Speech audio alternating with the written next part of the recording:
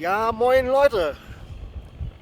Willkommen zur neuen Folge. Wir sind jetzt gerade auf dem Titicacasee und fahren zu Floating Islands, wo Leute auch wirklich leben. Dort schauen wir uns dann an, wie die das gebaut haben und ja, wie sie halt leben. Danach geht es weiter zu einer größeren Insel. Das ist eine natürliche Insel, die Amantani heißt. Und dort werden wir dann bei den Locals übernachten und schauen auch da, wie die leben. Ich muss sagen, mir geht es immer noch nicht gut. Also die Höhenkrankheit hat mich noch so ein bisschen im Griff. Ich denke mal, später werde ich anfangen, Diamox zu nehmen. Das ist so ein Zeug, wo sich der Körper dann besser an die Höhe gewöhnt. Wissenschaftlich ist es nicht bewiesen, aber die Erfahrung sagt, es hilft. Also nehme es. Es hat auch im Kilimanjaro geholfen und auch in Nepal.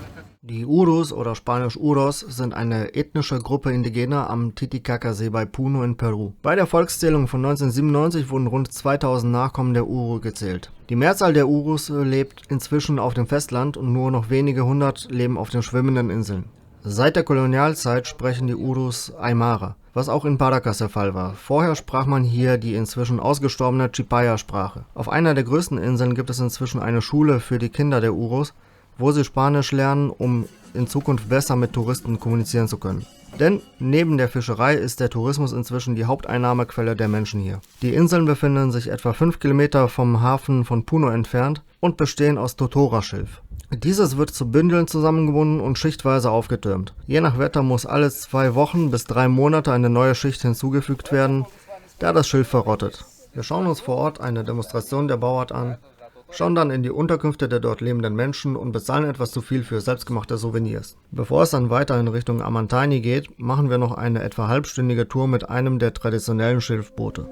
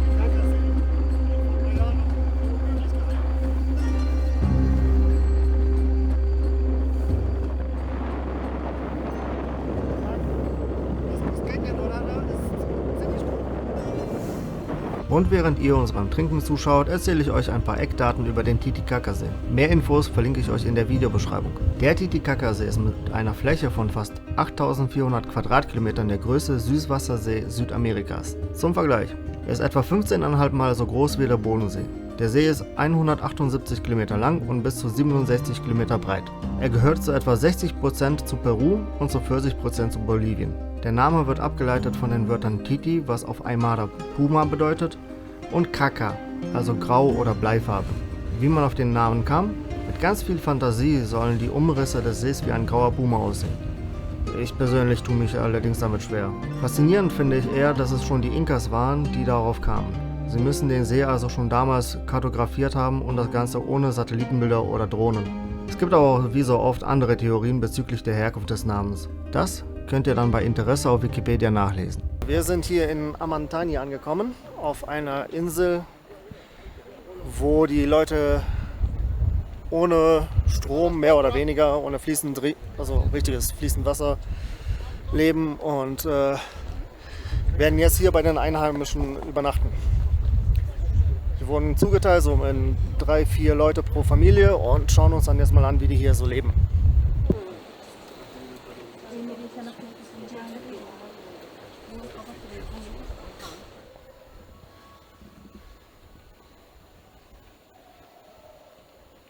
Nächste Woche sind hier Wahlen und ich habe hier immer wieder die Logos der Parteien gesehen oder irgendwelche Logos an sich.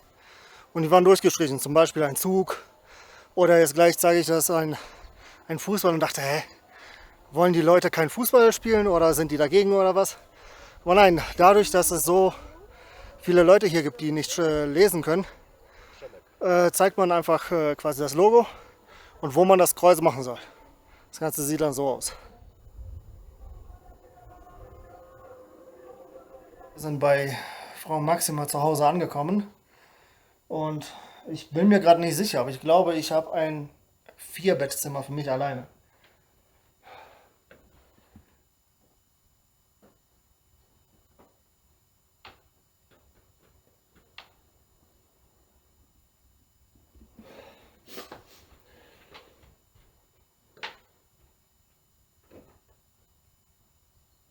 So, und draußen sieht das Ganze so aus. Also hier sind überall die Zimmer. Da unten ist die Toilette. Da ist der Titicacasee. Ich hoffe, das ist nicht allzu hell. Moment. So. Auf jeden Fall ziemlich farbenfroh hier. Und das mit dem Strom stimmt nicht.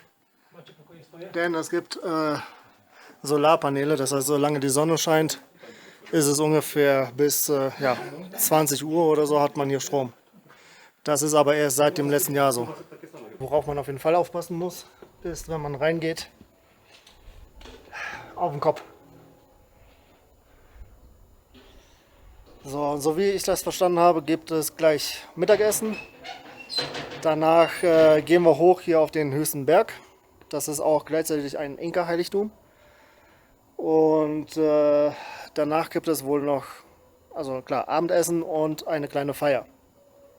Und falls man die Musik im Hintergrund hört, da ist wohl eine Hochzeit. Zeit, essen zu gehen. Mal schauen, was es hier gibt.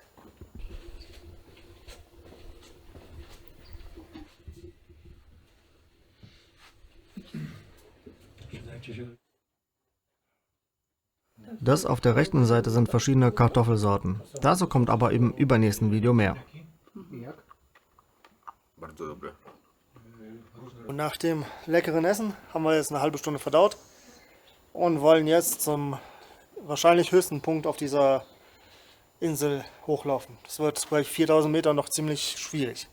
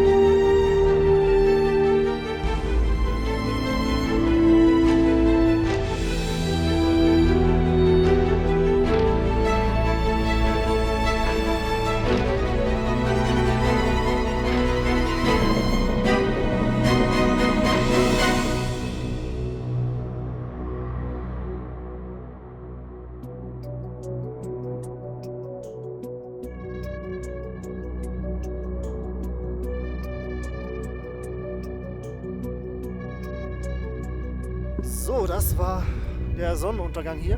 Und jetzt müssen wir schnell abhauen, denn hinter uns kommen gerade Regenwolken. Und es ist arschkalt. Und es war verdammt schwer hier hochzukommen, einfach wegen der Höhe. Aber gut, mal schauen, was uns jetzt noch unten erwartet. Und auf dem Weg runter erzähle ich euch ein wenig über die Insel. Amantánia hat eine Fläche von etwa 15 Quadratkilometern und es leben knapp 4000 Menschen dort.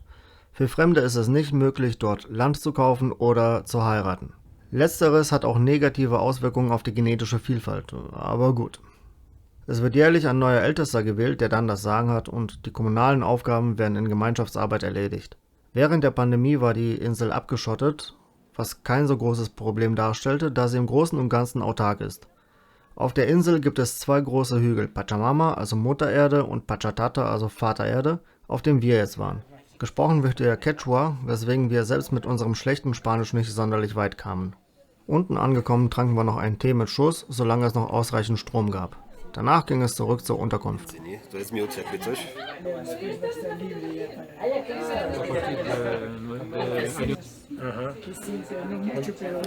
Dużo prądu.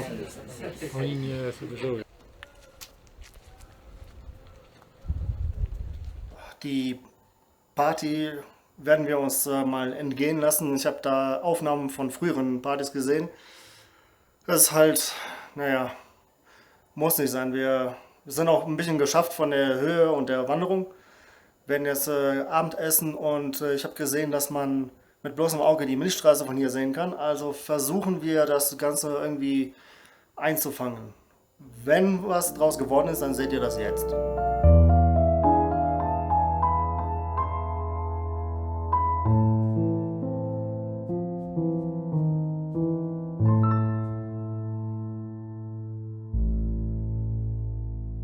Das war's dann auch wieder für heute. Nächste Woche fahren wir weiter nach Cusco, besichtigen unterwegs eine touristisch wenig bekannte Schlucht und schauen uns Cusco an.